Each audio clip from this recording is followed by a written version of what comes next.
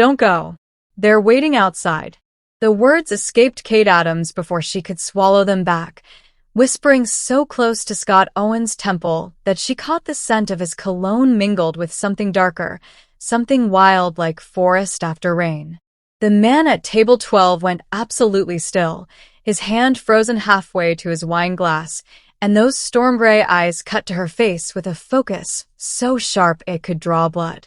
Kate had worked at the Gilded Rose in downtown Portland for 2 years, and she had mastered one survival skill above all others: remain invisible to people whose lives existed in an entirely different stratosphere than hers.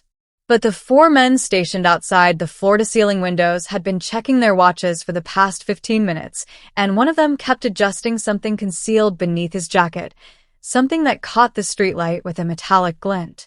And Kate understood with bone-deep certainty that if Scott Owen walked through those doors right now, he wouldn't be coming back. Before we continue, I just want to wish every one of you an amazing new year. May this new year bring peace, good health, success, and joy to you and your families. Thank you for choosing to spend your time here with me. Your support truly means the world. Please keep supporting and growing this channel by liking the video, dropping a comment, and subscribing if you enjoy the stories. Thank you so much. Now let's get back to the story. Scott studied her face for what felt like hours compressed into seconds, his jaw set and his shoulders carrying a tension that reminded Kate of something predatory deciding between flight and fight. He was devastating in an understated way, probably early 30s, with sharp features softened only by the hint of exhaustion around his eyes, and a small scar through his left eyebrow that suggested violence Kate had never witnessed. Everyone who worked at the Gilded Rose knew who Scott Owen was, the wealthy businessman who owned half the commercial real estate in the Pearl District, and Kate had served him at table 12 every Tuesday and Friday evening for nearly 2 years, 8 o'clock without fail. The restaurant had fallen into an odd hush around them, other diners pretending not to notice while crystal chandeliers cast fractured light across white tablecloths, and somewhere in the background, a pianist played something melancholy that suddenly felt too intimate. Outside, the 4 men shifted positions beneath the awning, and rain began to fall in sheets that turned the Portland street into something from a Gothic film, all shadows and reflections and danger. "Come with me," Scott said quietly, his voice carrying an authority that made it clear this wasn't a suggestion.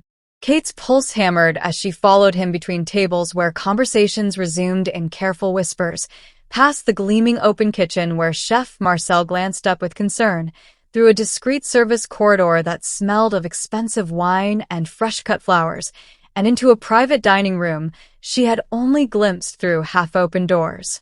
The space was designed for intimate gatherings, with velvet chairs and oil paintings, and a single window overlooking the rain-soaked street below.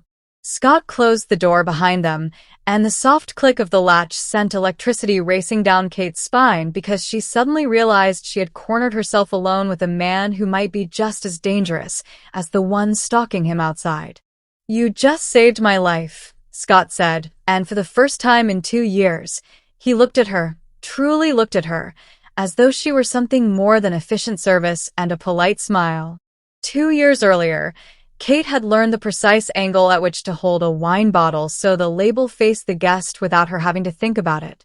She had memorized which fork went where, how to clear plates from the right, how to fade into the background so completely that conversations continued as though she didn't exist. The Gilded Rose demanded perfection from its staff, and Kate had made herself perfect, a shadow in a crisp white blouse and burgundy vest, efficient and invisible and utterly replaceable.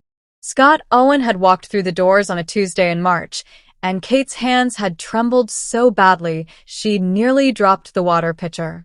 He'd requested table 12, the corner booth with a view of the street and an exit within 10 paces, and he'd ordered black coffee and salmon tartare without looking at the menu. His eyes had passed over her like she was part of the furniture, and Kate had felt that dismissal like a paper cut, small, sharp, and somehow worse because it shouldn't have mattered at all.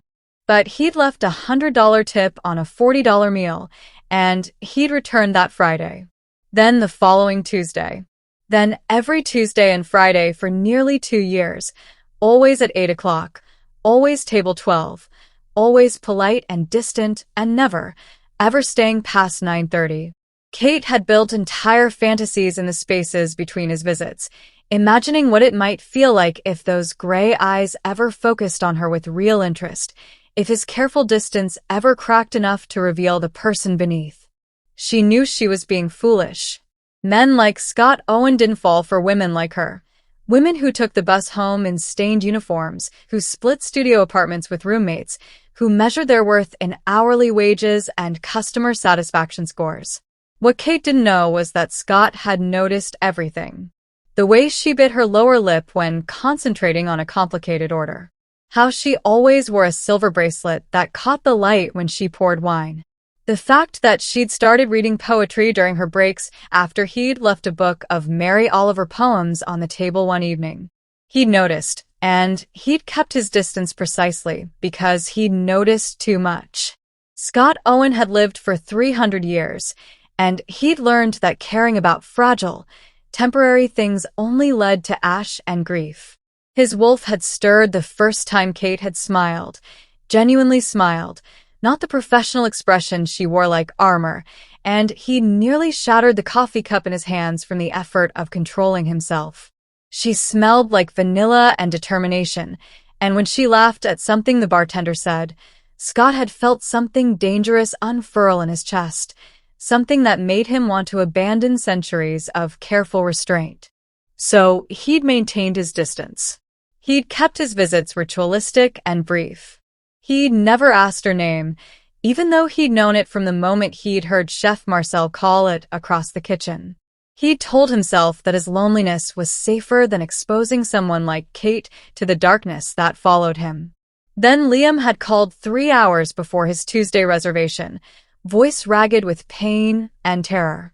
The hunters had found him outside the warehouse in Northwest, silver bullets already tearing through his chest, and he was dying on rain-soaked concrete with no pack nearby to help him heal. Scott had broken every speed limit getting there, had fallen to his knees beside his friend's broken body, and faced the impossible choice that every alpha dreaded: watch someone he loved die, or damn them to immortality without their consent. Liam's blood had pooled black under the streetlights. His breathing had come in wet, rattling gasps. And Scott had bitten down on his wrist, felt his fangs extend, and pressed the wound to Liam's mouth with hands that shook from something that wasn't weakness, but felt too close to it.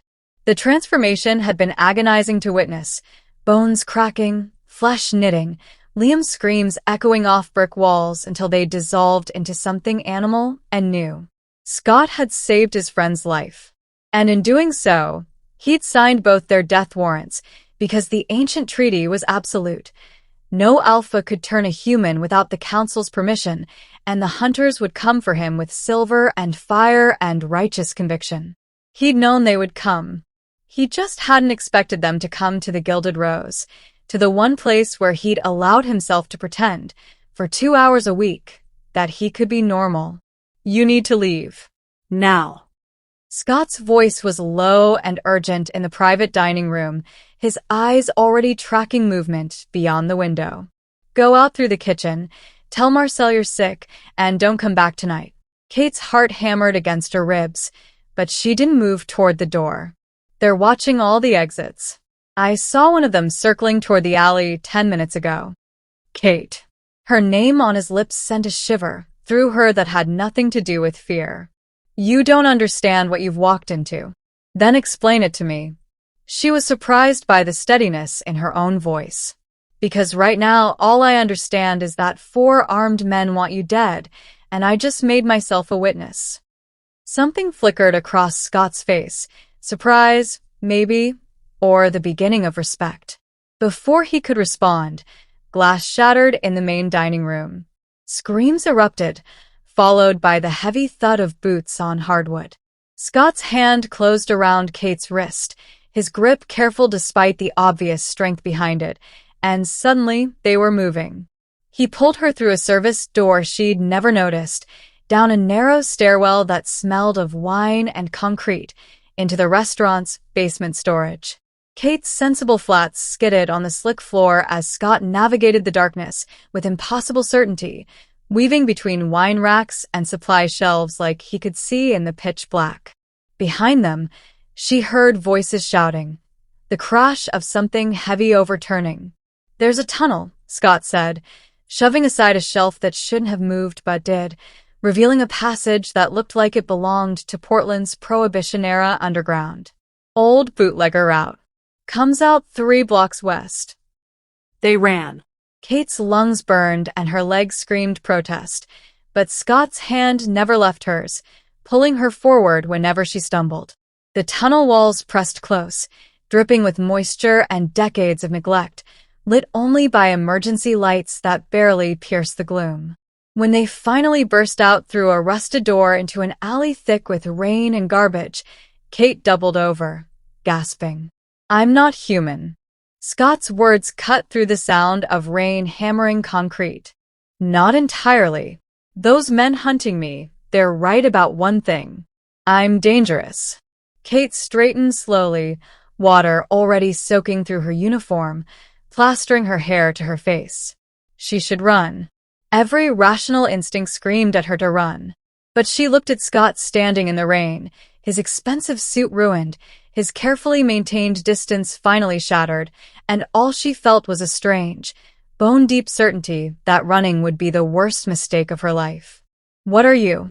Her voice came out steadier than she felt. "You wouldn't believe me." "Try me." Scott's jaw worked, conflict written across every line of his face.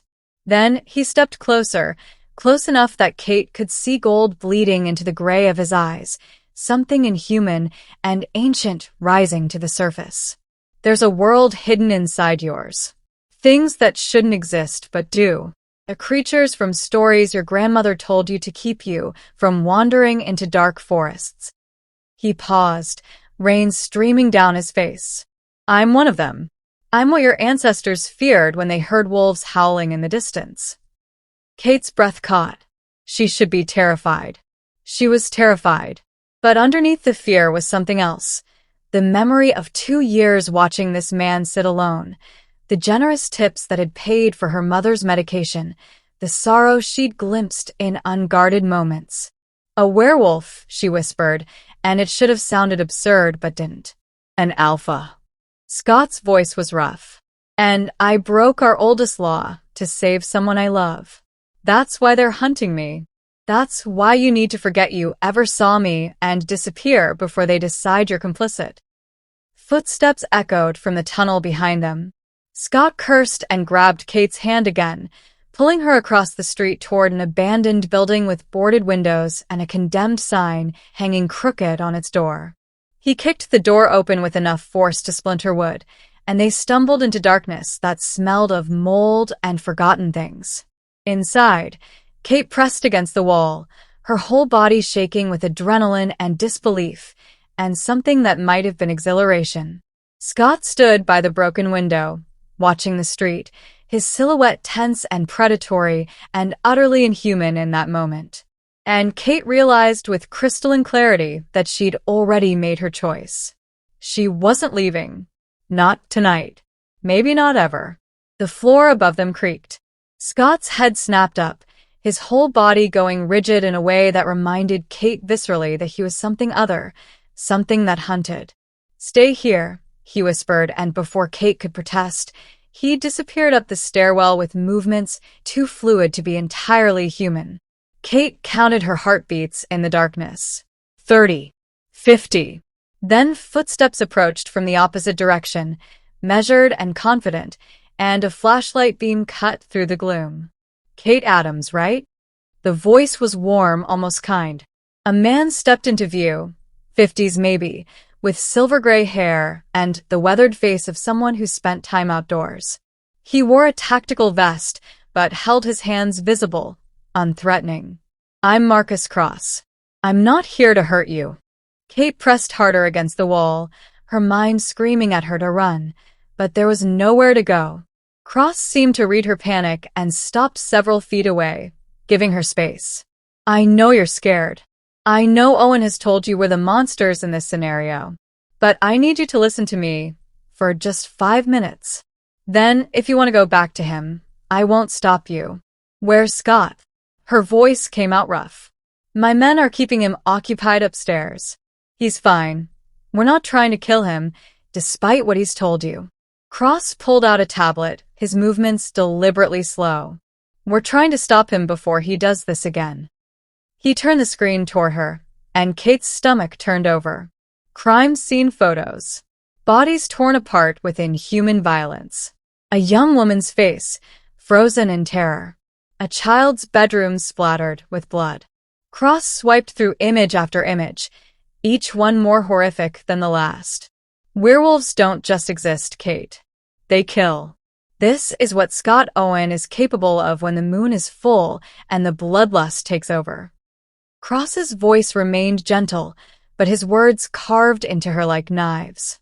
3 weeks ago, he attacked a man named Liam Garrett, broke into his apartment, and turned him against his will. Liam had a fiancée. She came home to find him covered in blood, his eyes yellow, screaming that he could smell her fear, and it made him hungry. Kate's hands were shaking so badly she had to clasp them together. Scott said he saved Liam's life. That's what they always say. Cross pulled up another file, this one official-looking with government seals. The treaty between our species has held for 2 centuries. Werewolves don't turn humans without the Council's explicit permission. The punishment for violation is death, not because we're cruel, but because every unauthorized turn creates another predator. Owen knows this. He broke the law anyway, and now he's building a pack. You understand what that means. Cross's eyes found hers in the darkness. It means you're next, Kate. He's been watching you for 2 years. Isolating you. Making you feel special. That's how they work. They choose vulnerable victims who won't be missed.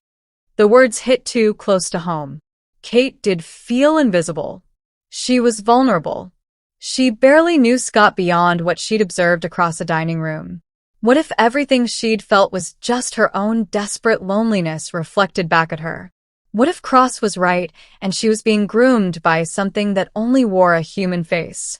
He left a $100 tip on a $40 meal, Kate heard herself say, her voice barely a whisper.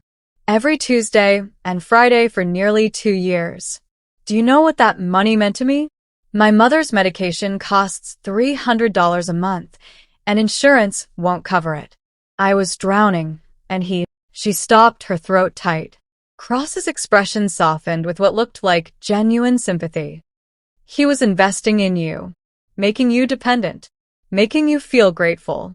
It's classic predator behavior, Kate. I've seen it a dozen times. But Kate was remembering other things now. The way Scott had looked at her in the private dining room like she mattered, like she was more than furniture.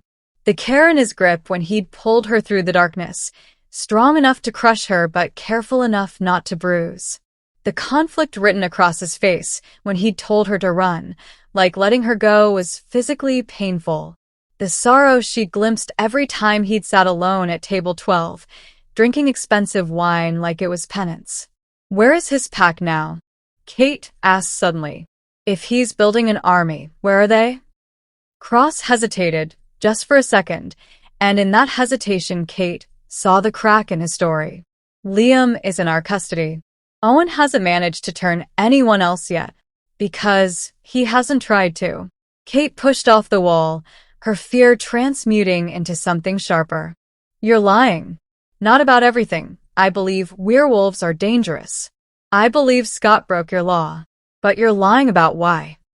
She ran before Cross could stop her, her feet pounding up the stairwell toward the sounds of struggle above. She didn't have a plan. She didn't have a weapon. All she had was bone-deep certainty that the man who'd spent 2 years sitting alone, who'd given her money he didn't need to give, who'd looked at her tonight like she was something precious, that man wasn't building an army. He was just afraid of being alone. Kate found Scott on the 3rd floor, pressed against a wall with blood streaming from a cut above his eye, and 3 hunters backing away slowly, like they'd just realized they were cornering something far more dangerous, than they'd anticipated. When Scott's eyes found hers, the gold bled away instantly, replaced by raw terror that had nothing to do with the men and everything to do with her witnessing what he was capable of becoming. "Kate, go."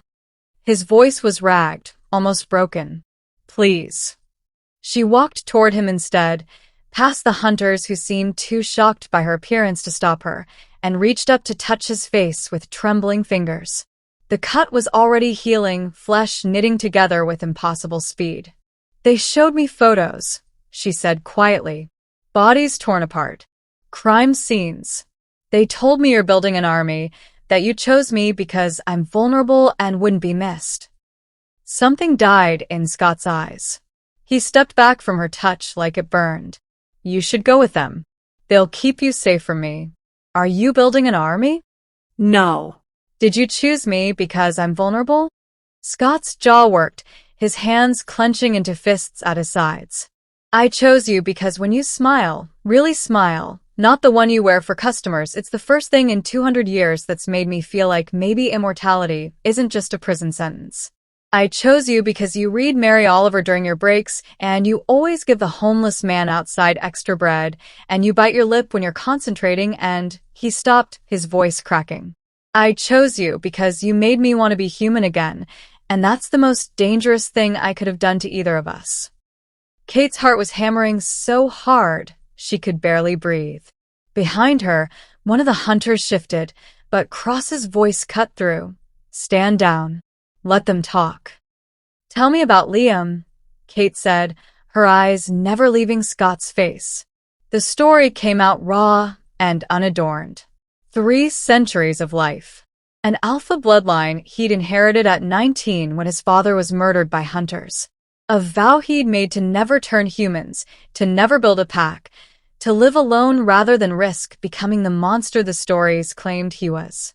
And then Liam, his friend for 15 years, human and fragile and dying on rain-soaked concrete with silver bullets tearing through his chest. "He was the only person who knew what I was and stayed anyway," Scott said, his voice hollow. "He was my accountant, for God's sake. We played chess on Thursdays. And when I found him bleeding out, when he looked at me and whispered, 'Please,' I had 30 seconds to choose between watching him die or damning him to what I am." Scott's hands were shaking now. "I bit him. I turned him. And every day since, I've wondered if I saved him or destroyed him. If that makes me the hero of this story or the monster." "I can make you forget," Scott continued before Kate could respond. "It's an alpha ability, compulsion. I can erase tonight, erase me, and you can go back to your life without any of this. You'd be safe.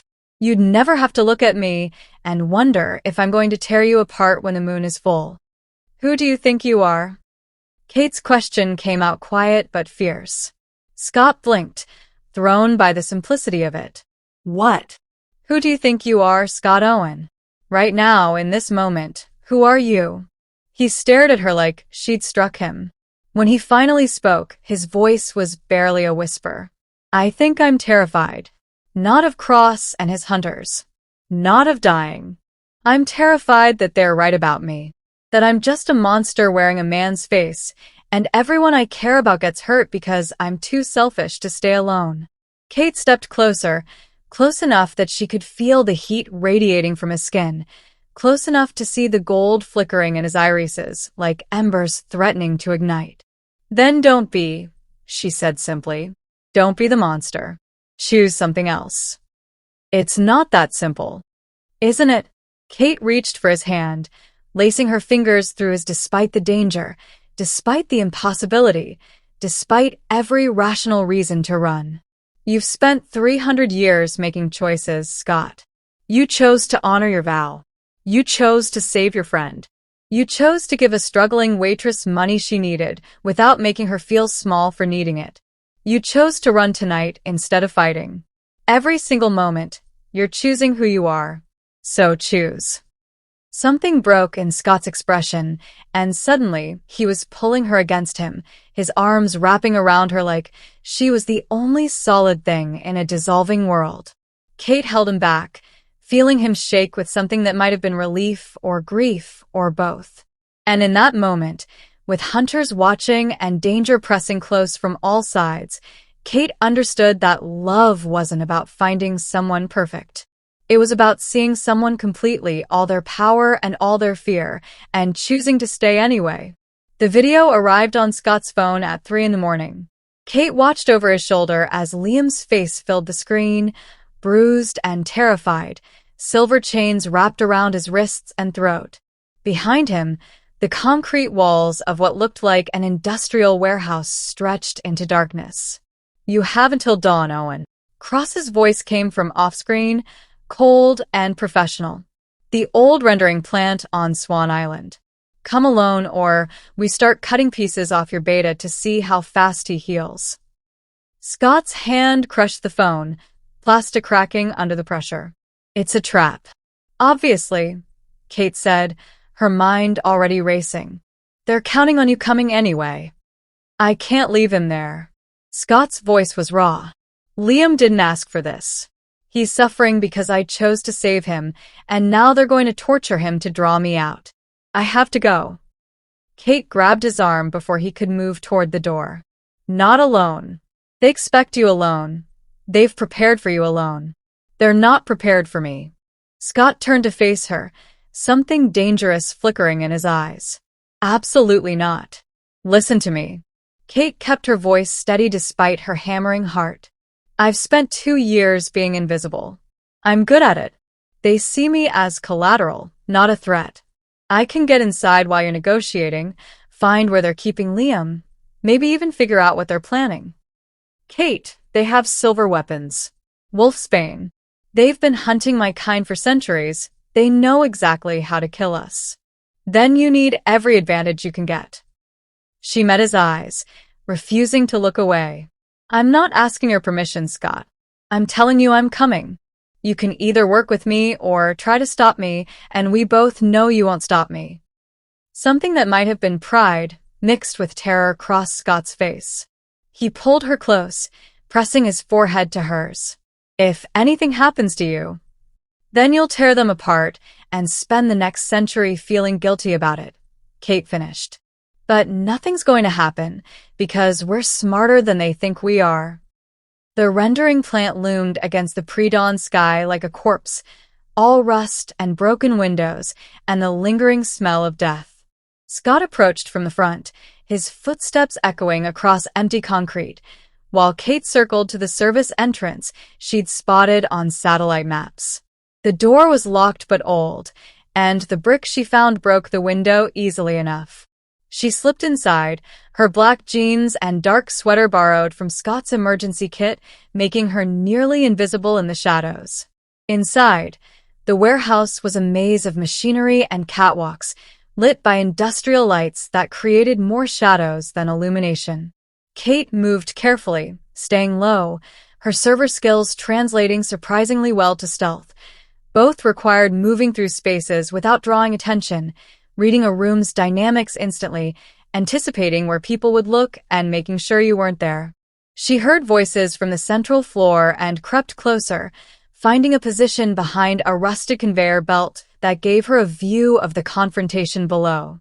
Scott stood in the center of a kill circle drawn in what looked like salt mixed with silver dust, his hands loose at his sides, his posture deceptively casual. Cross and 6 hunters surrounded him, all armed with weapons that gleamed silver in the harsh light. And beyond them, chained to a support column, Liam hung barely conscious, his shirt soaked with blood. "I'm here," Scott said, his voice carrying through the space. "Let him go." "You know it doesn't work that way." Cross gestured, and one of his men pressed something that looked like a grenade trigger. Vents in the ceiling opened, releasing a sickly green gas that made Scott stumble immediately. "Wolfsbane aerosol. Military grade. You'll be unconscious in 3 minutes, dead in 10. We gave you the chance to surrender peacefully, Owen. You chose to run instead, to corrupt this girl, to make her complicit in your crimes." Scott tried to move toward Liam, but his legs buckled. The gas was working fast, too fast. Kate watched in horror as he fell to his knees, his skin taking on an ashen pallor, gold flickering weakly in his eyes before fading to gray. The hunters were closing in, silver blades drawn, and Cross was checking his watch like he was timing how long it took for a werewolf to die. Kate's hand closed around the brick she'd used to break the window.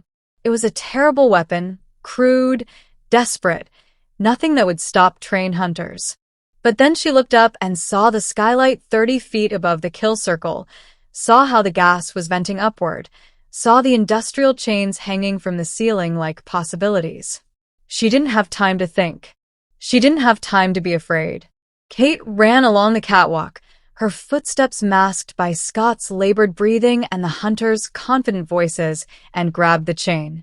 It was cold and solid and terrifying, and she swung out over empty air with nothing but momentum and desperate love carrying her forward. At the apex of her swing, she let go and crashed through the skylight in an explosion of glass and Portland's pre-dawn air. Fresh air flooded the warehouse. The wolfsbane gas dissipated instantly, and Scott's head snapped up, gold flooding back into his eyes like fire catching tinder. The last thing Kate saw before she hit the ground was his transformation beginning, and Cross's expression shifting from triumph to terror. Kate's landing wasn't graceful.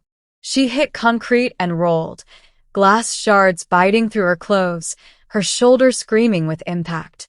But she was alive, and more importantly, she could breathe, cold Portland air rushing into her lungs instead of poison.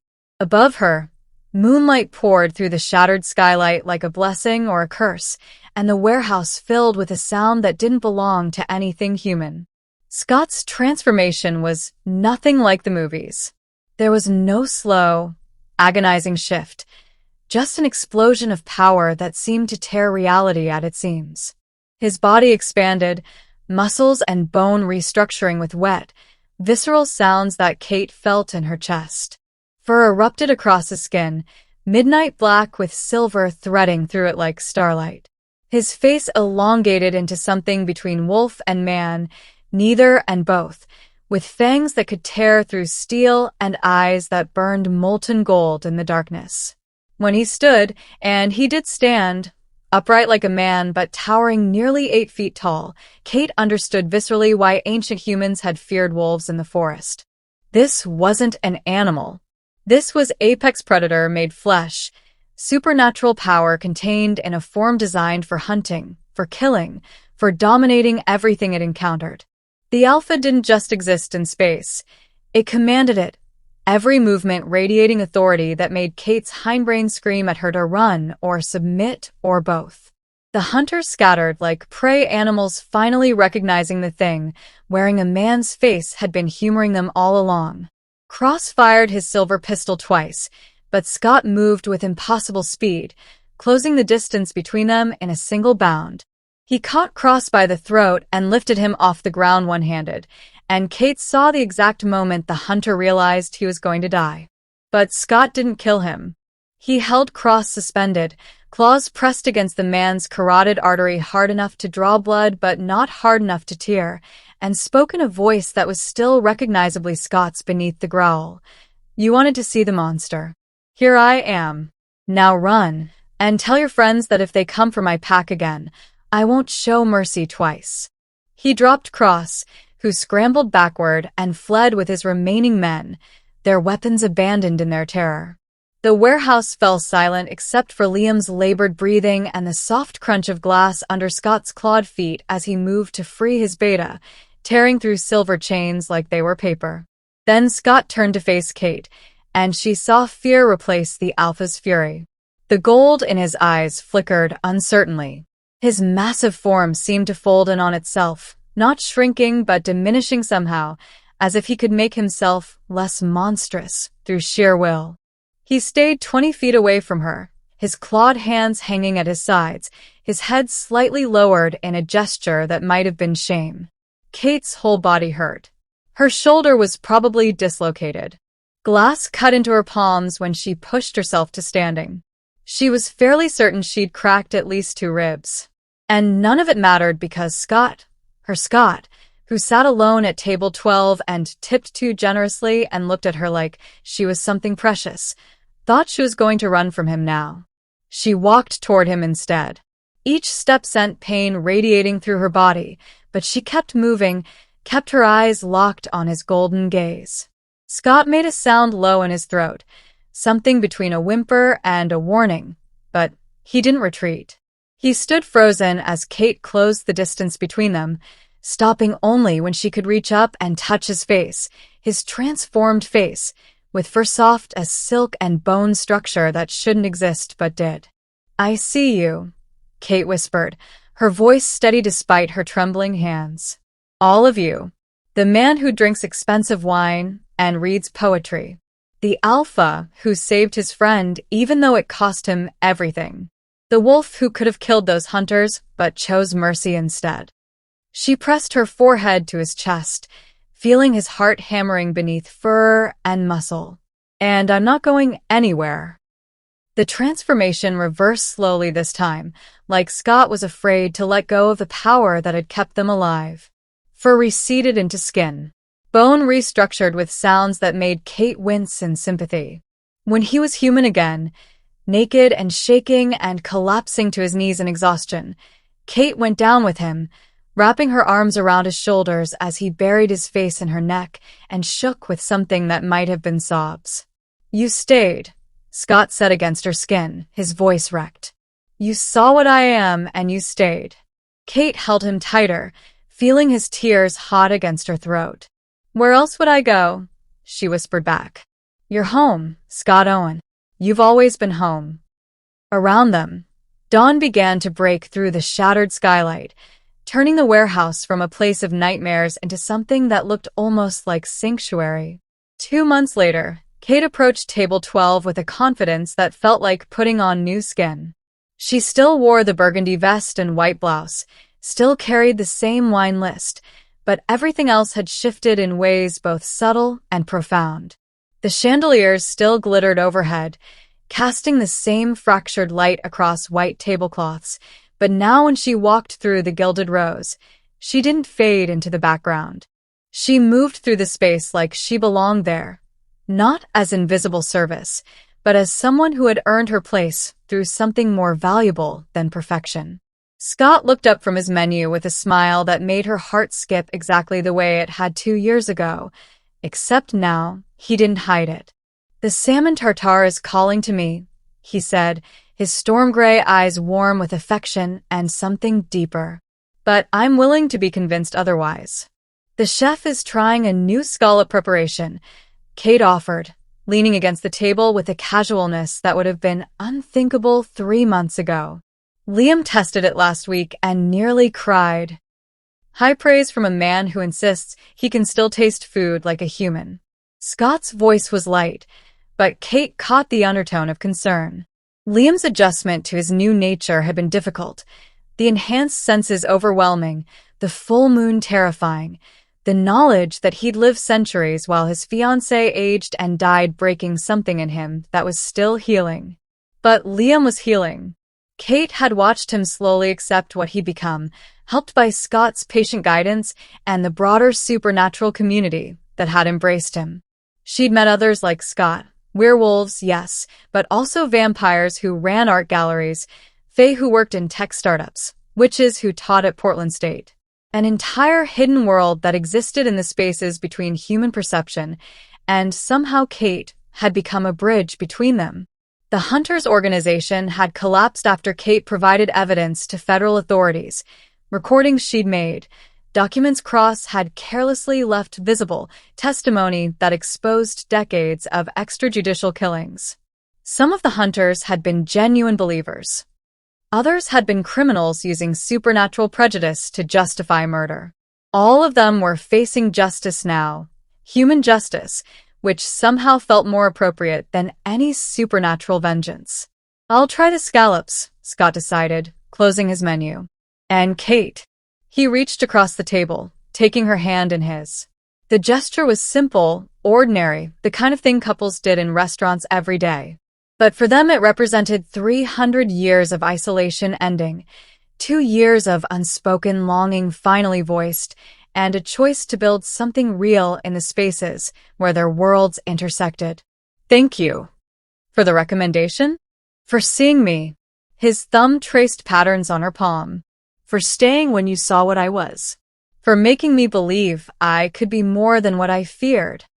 Kate squeezed his hand, feeling the strength in it, the careful control that kept him from crushing her fingers, the trust that allowed him to touch her at all. You were always more, Scott.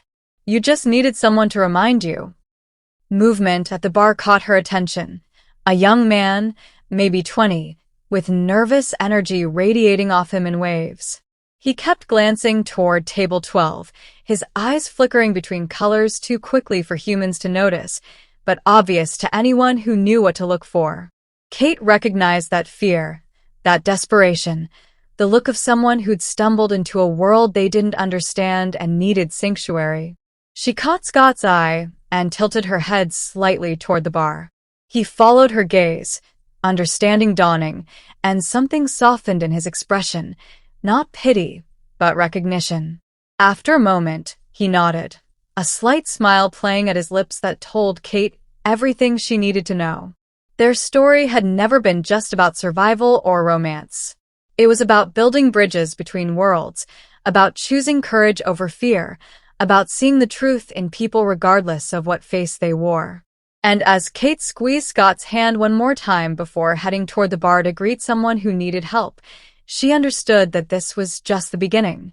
There would always be someone afraid, someone lost, someone who needed to be reminded that monsters were just people who'd forgotten they had choices. And she and Scott? They helped them remember, one act of courage at a time. If you enjoyed this story, comment, subscribe, and share it with someone who loves unexpected endings. Your support truly means the world to me and helps this channel grow. Thank you for being here.